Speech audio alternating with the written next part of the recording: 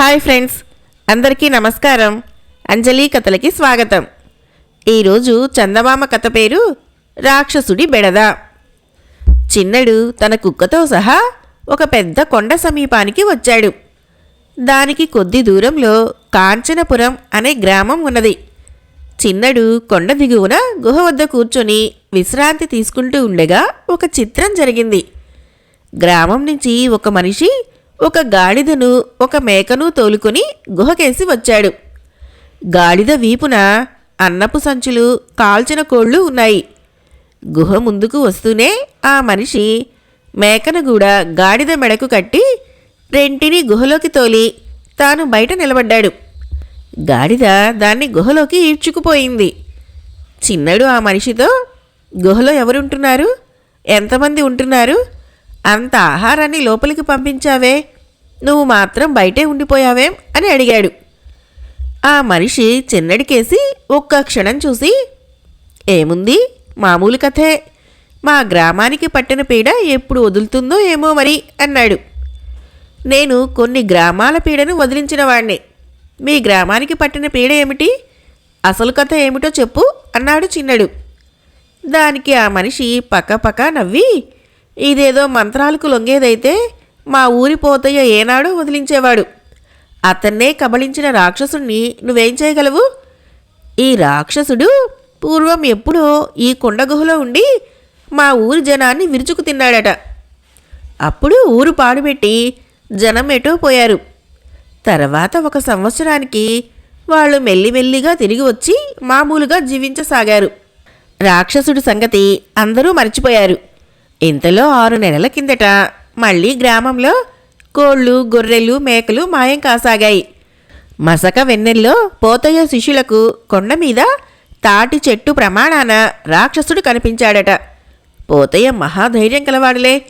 తాను ఒంటరిగా గుహలోకి వెళ్ళి రాక్షసుడితో మాట్లాడి వాడికి గ్రామస్తులంతా వంతుల ప్రకారం ఆహారం రోజు పంపేటట్టు, వాడు గ్రామం ఛాయలకు రాకుండా ఉండేటట్టు ఏర్పాటు చేసుకుని వచ్చాడు.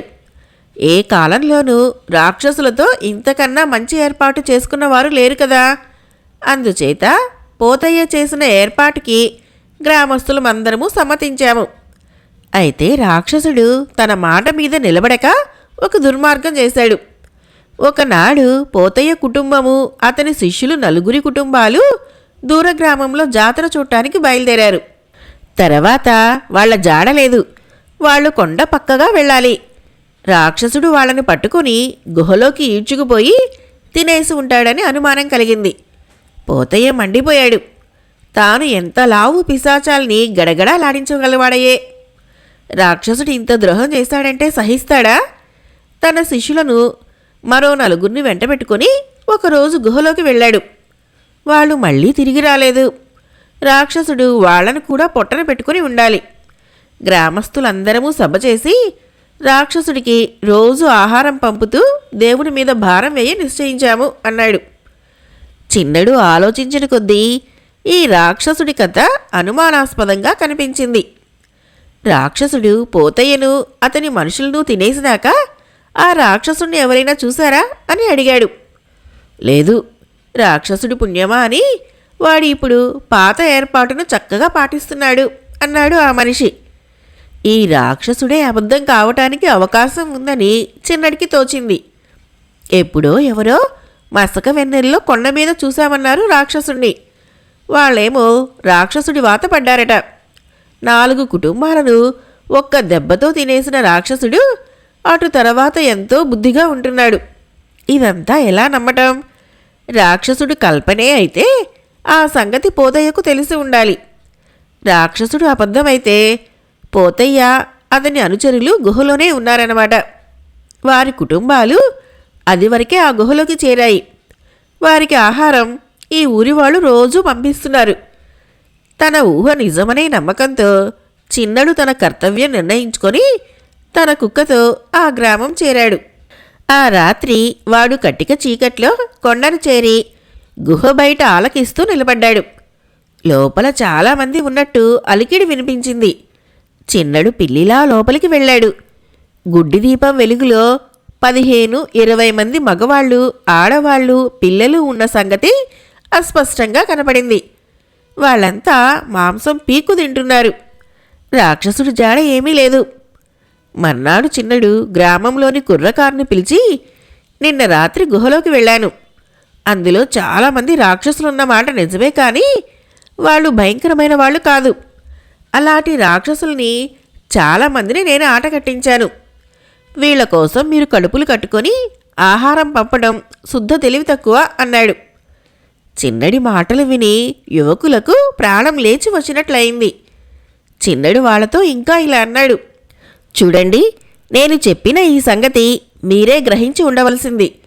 ఒక్కసారి మనిషి మాంసం రుచి చూసిన రాక్షసుడు గాని, అడవి మృగం గాని కోళ్లతోనూ గొర్రెలతోనూ సరిపెట్టుకోదు. కానీ గుహలో ఉండే రాక్షసులు మనుషుల కోసం గుహ విడిచి రావటం లేదు, ఎవరికంటా పడటం లేదు. ఇప్పుడు మన పని ఈ రాక్షసుల్ని వేటాడటం. అందుకు పెద్ద ప్రయత్నం ఏమీ అవసరం లేదు. పదండి, గుహద్వారానికి పచ్చికట్టెలు అడ్డంగా పేర్చి అంటించి రాక్షసులకు ఊదర పెడదాం. రాక్షసులు ఉక్కిరి బిక్కిరై బయటికి వస్తారు అన్నాడు. చిన్నడు చెప్పిన కార్యక్రమం క్షణాల మీద అమలు జరిగింది. గుహద్వారం నిలువునా కట్టెలు పేర్చి అంటించారు.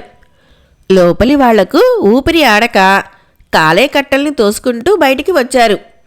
రాక్షసులు వస్తారని ఎదురుచూస్తున్న గ్రామస్తులకు పోతయ్యను, అతని మనుషులను, ఆడవాళ్లను, పిల్లల్ని చూసి స్తంభించిపోయారు. చూశారా, వీళ్ళంతా మీకు తెలిసిన రాక్షసులే. ఎప్పుడో ఒక రాక్షసుడు ఇక్కడికి వచ్చాడన్న కథ ఆధారంగా చేసుకుని వీళ్ళు గ్రామాన్ని ఈ విధంగా దోచి పతకడానికి ఎత్తువేశారు అన్నాడు చిన్నడు. పోతయ్యకు, అతని అనుచరులకు ఇంకా తమ గ్రామస్తుల ఎదుట ఉండడానికి మొహం చెల్లక తమ కుటుంబాలతో సహా ఏటో వెళ్ళిపోయారు.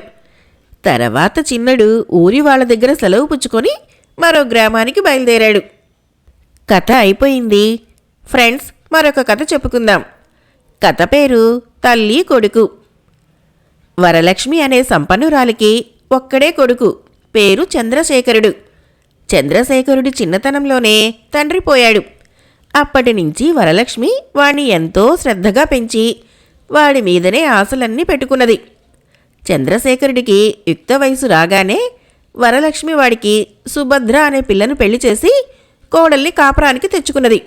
సుభద్రకు అత్తవారింటి పద్ధతులు అన్నీ తృప్తికరంగానే ఉన్నాయి, కానీ తన అత్తగారి దాతృత్వ గుణం మటుకు అసంతృప్తి కలిగించింది. ఆమె తనకున్న దాంట్లో కొంచెం హెచ్చుగానే దాన ధర్మాలు చేసేది. అంత మాత్రాన సుభద్ర మనోవ్యాధి పడవలసిన పని లేదు. ఎందుకంటే వరలక్ష్మికి గల ఆస్తి ఒకంతట తరిగేది కాదు. కానీ సుభద్రలో పిసినారితనం ఉన్నది. తన భర్త ఎంతో కష్టపడి సంపాదించిందంతా అత్తగారు దానధర్మాల కింద తగలేస్తున్నట్లు సుభద్ర బాధపడింది. ఈ బాధను ఎంతో కాలం తన మనస్సులో ఇముడ్చుకోలేక పైకి వెళ్ళగక్కింది సుభద్ర. మనకు ఉన్న దాంట్లో నలుగురికి పెట్టడం తప్పు కాదమ్మా, ఉన్న ఆస్తిపాస్తులన్నీ కట్టుకుపోలేం కదా అన్నది వరలక్ష్మి. వరలక్ష్మి ఆ మాట అన్నా సుభద్ర గ్రహించక అత్తగారి దానధర్మాలకు చిరాకు పడుతూ వచ్చింది. చివరకు వరలక్ష్మి ప్రాణం విసిగి, నువ్వు నీ పుట్టింటి నుంచి తెచ్చిందేది నేను వృధా చేయటం లేదులే, దిగులు పడకు అన్నది. ఇక అత్తగారిని మార్చడం తన వల్ల కాదని గ్రహించి సుభద్ర తన భర్తతో, చూశారా మీ అమ్మ ధోరణి, ఆవిడ ఇలాగే చేస్తూ ఉంటే మనకు చిప్ప చేతికి వస్తుంది. ముందు జాగ్రత్త పడటం తప్ప, మీరు ఆవిడ్ని కాస్త హెచ్చరించండి అన్నది. ఆవిడికి నువ్వు నేను చెప్పగలవాళ్ళమ్మా అని చంద్రశేఖరుడు మొదట్లో భార్య మాట లక్ష్య పెట్టలేదు. కానీ సుభద్ర అతని మనస్సును అరగదీయటం మానలేదు. చివరికి అతను తన భార్య దారిలోకి రానే వచ్చాడు. నువ్వు చెప్పేది బాగానే ఉన్నది, కానీ నన్ను ఏం చేయమంటావు అన్నాడు చంద్రశేఖరుడు భార్యతో. రేపు మనకు పిల్లలు పుట్టుకురావచ్చు, వాళ్ళ మంచి కోసమైనా మనం వేరే కాపురం పెట్టాలి అన్నది సుభద్ర. భార్య మాట విని చంద్రశేఖరుడు వేరు కాపురం పెట్టాడు. తర్వాత కాలక్రమాన సుభద్ర ఒక కొడుకును కూడా కన్నది. కొడుకు పుట్టినాక సుభద్రలో కలిగిన మార్పు చూసి చంద్రశేఖరుడు ఆశ్చర్యపోయాడు. ఆమె తన కొడుకుదే లోకంగా జీవిస్తూ భర్తను కూడా మర్చిపోయింది. ఒకనాడు సాయంకాలం చంద్రశేఖరుడు ఇంటికి వచ్చేసరికి పొరుగింటి ఆమె సుభద్రతో మాట్లాడుతూ పిల్లల పెంపకంలో తీసుకోవలసిన జాగ్రత్తలు చెప్పి చివరకు మనం ఎంతో కష్టపడి సాకుతాం గాని పెద్దయి వీళ్ళు మనల్ని చూస్తారని ఏమీ లేదు. అడ్డాల నాడు బిడ్డలు గాని గడ్డాల నాడు బిడ్డలు కారని అందుకే అంటారు అన్నది. సుభద్ర ఆవేశంగా, ఎవరైనా అలా అవుతారేమో గాని నా బాబును అలా కానియను. తల్లిదండ్రుల రుణం తీర్చుకునే ఉత్తముడిగా వాణ్ణి తీర్చిదిద్దడానికి నా సాయశక్తిలా ప్రయత్నిస్తాను. తల్లిదండ్రుల కష్టం మీద పెరిగి పెద్దయి తన స్వార్థం తాను చూసుకునే సుంటగా విండి కానివ్వను అన్నది. ఈ మాటలు విన్న చంద్రశేఖరుడు మర్నాడే వేరు కాపురం రద్దు చేసి తమ తల్లి తమతో ఉండటానికి ఏర్పాటు చేశాడు. ఇదేమిటి, మీకేమైనా పిచ్చి పట్టిందా అని సుభద్ర అతన్ని అడిగింది. లేదు, పట్టిన పిచ్చి వదిలింది. సుభద్ర, నువ్వు వట్టి స్వార్థపరురాలివి. నీ కొడుకు తన స్వార్థం చూసుకునే సుంట కాకూడదు గాని నీ భర్త అలాంటి సుంట అయితే పర్వాలేదన్నమాట. నేను సుంటను కానని నిరూపించుకుంటున్నాను అన్నాడు చంద్రశేఖరుడు. పొరిగింటావిడితో తాను కిందటి రోజు అన్న మాటలు గుర్తుకు వచ్చి సుభద్ర ఏమీ అనలేకపోయింది. చూడు సుభద్ర, నువ్వు నీ కొడుకుని ఎంత గారాబంగా పెంచుకుంటున్నావో మా అమ్మ కూడా నన్ను అంత గారాబంగానే పెంచి నా మీద ఆశలన్నీ పెట్టుకున్నది. నా స్వార్థం నేను చూసుకొని నా తల్లిని నిరాదరించడం తప్పు కదా అన్నాడు చంద్రశేఖరుడు. సుభద్ర పశ్చాత్తాపపడింది. తర్వాత ఆమె తన అత్తగారితో ఎలాంటి అరమరికలు లేకుండా కాపురం చేసింది. కథ అయిపోయింది. ఫ్రెండ్స్, మరొక కథ చెప్పుకుందాం. కథ పేరు బంగారు కాసు మర్మం. రతన్పుర రాజు భానుగుప్తుడు మరణించగా ఆయన కొడుకు సోమగుప్తుడు రాజయ్యాడు. రతన్పుర రాజ్యం వర్తకానికి ప్రసిద్ధికెక్కిన సంపన్న రాజ్యం. భానుగుప్తుడు అర్థశాస్త్ర నిపుణుడు. అందుచేత ఆయన హయాంలో దేశం దినదినాభివృద్ధి చెందింది. ఆయనకు తగిన మంత్రులుండి మంచి సలహాలు ఇచ్చేవారు. సోమగుప్తుడు మరీ చిన్నతనంలో రాజ్యానికి రావటమే గాక తండ్రికి ఏకసంతానం కావటం చేత మరీ గారాబంగా పెరిగి దుష్ట స్నేహితుల మధ్య చిక్కుకొని వారి దుష్ప్రభావాలకు గురయ్యాడు. వాడింకా చిన్నవాడు, నేర్చుకునేటందుకు ఇంకా చాలా వ్యవధి ఉన్నది అనేవాడు తండ్రి. మంత్రులు సోమగుప్తుణ్ణి రాజకీయాలలో తయారు చేయమన్నప్పుడు. అయితే భానుగుప్తుడు నడి వయసులోనే ఆకస్మికంగా చనిపోవటము, రాజ్యభారము సోమగుప్తుడిపైన పడటము జరిగింది. 22 వయసు గల సోమగుప్తుడు తన దుష్ట స్నేహితుల సలహాలు విని అనేక మంది రాజోద్యోగులను తొలగించాడు. చాలా కాలంగా పరిపాలనలో ఉన్న మంత్రులను మాత్రం అతడు ఏమీ చేయలేకపోయాడు. వారి పట్ల ప్రజలకు అపారమైన విశ్వాస గౌరవాలు ఉండేవి. ఒకసారి ఉత్తర సరిహద్దులో ఉన్న కొండ ప్రాంతంలో చిన్న పితూరి సాగింది. ఆ కొండ ప్రాంతం ఒక కోయ దొరది. అక్కడ అలజడి జరుగుతున్నదని ముందే గ్రహించి సేనాపతి కఠిన చర్య తీసుకొని కోయ రాజ్యంలో కొంత భాగం స్వాధీనపరుచుకున్నాడు. సోమగుప్తుడి మిత్రులలో ఒకడు కోయదొర తాలూకు మనిషి. సేనాపతి కోయదొరకు క్షమాపణ చెప్పుకొని అతని నుంచి తీసుకున్న కోయ రాజ్యం అతడికి ఇవ్వాలని ఈ మనిషి పట్టుబట్టాడు. భానుగుప్త మహారాజు చనిపోయినప్పుడు ఈ కోయదొర శత్రురాజుతో చేరి కుట్ర తలపెట్టినట్టు నాకు తెలుసు. నా బొందీలో ప్రాణం ఉండగా ఆ కుట్రను సాగనివ్వను. నా దేశం కోసం నేను నా రక్తమంతా దారపోయడానికైనా సిద్ధమే అన్నాడు సేనాపతి. ఇది నా ఆజ్ఞ అన్నాడు సోమగుప్తుడు. అలా అయితే నేను పదవి నుంచి తప్పుకోవలసి వస్తుంది అన్నాడు సేనాపతి. ఈ మాటతో సోమగుప్తుడి కాళ్ళు కొద్దిగా చల్లపడ్డాయి. ఎందుకంటే సేనాపతి పదవి విసర్జిస్తే సేనలో అరాజకం చెలరేగుతుంది. సైనికుల దృష్టిలో సేనాపతి దేవుడిలాంటివాడు. అందుచేత సోమగుప్తుడు తన మిత్రుడి కోరిక తీర్చక సేనాపతిని అతని ఇష్టం ప్రకారం చేయనిచ్చాడు. రతన్పుర రాజ్యంలోని బంగారు సిక్కా నాణాలు మేలిమి బంగారంతో తయారు చేసేవారు. దేశంలో ఉన్న బంగారం దాదాపు యావత్తు బంగారు నాణాల రూపంలో చలామణిలో ఉండేది. ఈ నాణాలకు పొరుగు దేశాల్లో కూడా విలువ ఉండడం చేత ఈ దేశపు వర్తకానికి చాలా మేలు జరిగేది. అయితే సోమగుప్తుడి మిత్రుడొకడు, ఇంకా మీ తండ్రి తాతల నాణాలే చలామణి కావటం ఏమిటి? బంగారు నాణాలలో కొంత రాగి లాంటిది చేర్చినట్లయితే ఆదా చేసిన బంగారం నీ సొంత సొత్తుగా పడి ఉంటుంది అని సలహా ఇచ్చాడు. సోమగుప్తుడు ఈ సలహాను అనుసరించి టంకశాలలో కల్తీ బంగారు నాణాలు కొన్ని అచ్చుకొట్టించాడు. ఈ సంగతి త్వరలోనే సభికులకు తెలియవచ్చింది. నిండు సభలో ఆర్థిక మంత్రి ధనపతి రాజును సవాలు చేస్తూ, కనీసం నాతో సంప్రదించకుండా తమరు ఈ పని చేసి ఉండరాదు. మీ తండ్రిగారి హయాంలో ఇలా ఎన్నడూ జరగలేదు అన్నాడు. కాలం మారింది. ఇది మా తండ్రిగారి హయాం కాదు, నా హయాం. నేను మంచిదని తోచినది చేస్తాను అన్నాడు సోమగుప్తుడు. క్షమించండి, మీకు గాని మీ స్నేహితులకు గాని ద్రవ్యశాస్త్రం గురించి, డబ్బు చలామణి గురించి మీకేం తెలుసు అని ధనపతి అడిగాడు. ముసలివాడా, డబ్బు గురించి నీకు మాత్రం ఏం తెలుసు?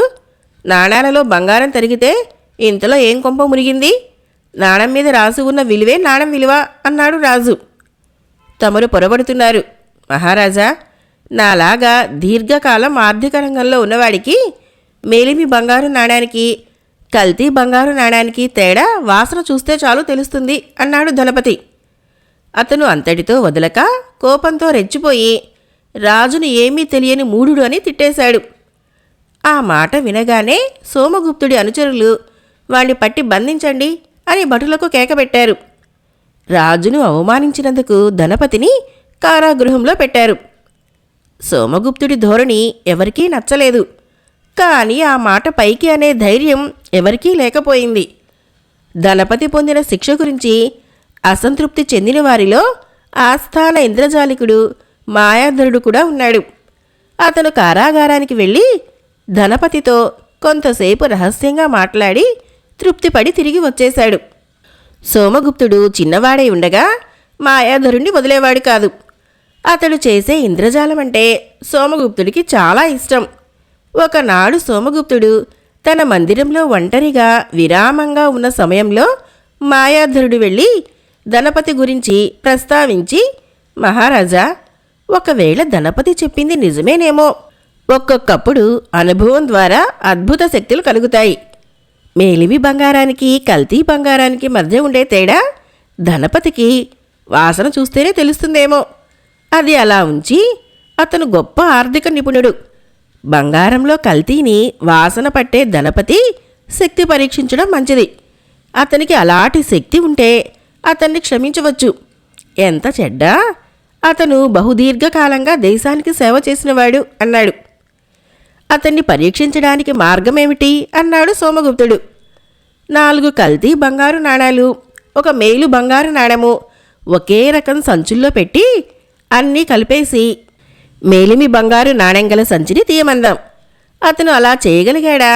నిజంగా ఆర్థిక నిపుణుడే, అవునంటారా అని మాయాధరుడు అన్నాడు. సోమగుప్తుడు అవును అన్నాడు. అతని అనుమతితో మాయాధరుడు ధనపతిని పరీక్షించడానికి ప్రయత్నాలు చేశాడు. ఒకే ఆకారాలు రంగు గల సంచులు 5 తీసుకొని 1 సంచి తన వైపు తెరిచి పట్టుకొని సన్నటి పుల్లతో సంచిలో 1 మూల బంకరాచి నొక్కాడు. మిగిలిన 4 సంచులు మామూలుగానే ఉండిపోయాయి. ధనపతి పరీక్ష జరిగే రోజు సభ కిటకిటలాడుతూ ఉన్నది. బల్ల మీద 4 కల్తీ బంగారు నాణాలు, 1 మేలిమి బంగారు నాణెము ఉన్నాయి. మాయాధరుడు ఒక్కొక్క నాణెము ధనపతి చూస్తుండగా ఒక్కొక్క సంచిలో వేసి సంచి మూతలు అంటించి వేశాడు. తర్వాత నాణాలున్న సంచులన్నింటినీ ఒక పెద్ద పాత్రలో వేశాడు. ధనపతి కళ్లకు గంతలు కట్టారు. పాత్ర మీద గుడ్డ కప్పారు. ధనపతిని పాత్ర వద్దకు తెచ్చి దానిమీద కప్పిన గుడ్డ దిగువగా అతని చేతులు పాత్రలో పెట్టారు. ధనపతి సంచులలో వెతికి తాను తీయవలసి ఉన్న సంచిని 2 క్షణాల్లో పైకి తీశాడు. ధనపతి తన చేతికిచ్చిన సంచి నుంచి మాయాధరుడు అందులోని నాణెం పైకి తీశాడు. అది మేలిమి బంగారు నాణెం కావడం చూసి అందరూ ఆశ్చర్యపోయారు. అదే సమయంలో సేనాపతి కొందరు విదేశీయుల్ని బందీలుగా పట్టుకుని సభలోకి ప్రవేశించాడు. ఆ బందీల్ని చూస్తూనే సోమగుప్తుడి మిత్రులు కొయ్యబారిపోయారు. వారి సభలో నుంచి జారుకుంటూ ఉండగా సేనాపతి వారిని కూడా పట్టుకోమని భటులకు ఉత్తర్వు ఇచ్చాడు. విదేశీయులు తమ నేరం ఒప్పుకున్నారు. కొన్ని ఇతర దేశాలు సోమగుప్తుడి మిత్రుల సహాయంతో రతన్పురం మీద కుట్ర పనినట్లు బయటపడింది. తన మిత్రులే తన దేశాన్ని కొల్లగొట్టడానికి కుట్ర చేసినట్లు సోమగుప్తుడు తెలుసుకొని తన తప్పు ఒప్పుకొని తన మంత్రుల సహాయంతో రాజ్యపాలన చేయసాగాడు. మాయాధరుడు ఒక సంచిలో ఒక మూల బంక రాచి నొక్కాడు కదా, ఆ సంచిలోనే మేలిమి బంగారు నాణెం వేశాడు. మిగిలిన కల్తీ బంగారు నాణాలు తామున్న సంచులలో మూల దాకా వెళ్ళాయి, కానీ మేలిమి బంగారు నాణెం మూలకు కొంత దూరంలోనే ఆగిపోయింది. ధనపతి స్పర్శ ద్వారా మేలిమి బంగారు నాణెం ఉన్న సంచిని తెలుసుకోగలిగాడు. కథ అయిపోయింది. ఫ్రెండ్స్, నా కథలు నచ్చినట్లయితే మన ఛానల్ని తప్పకుండా సబ్స్క్రైబ్ చేయండి, లైక్ చేయండి, షేర్ చేయండి, మంచి కామెంట్ చేయండి. Thank you.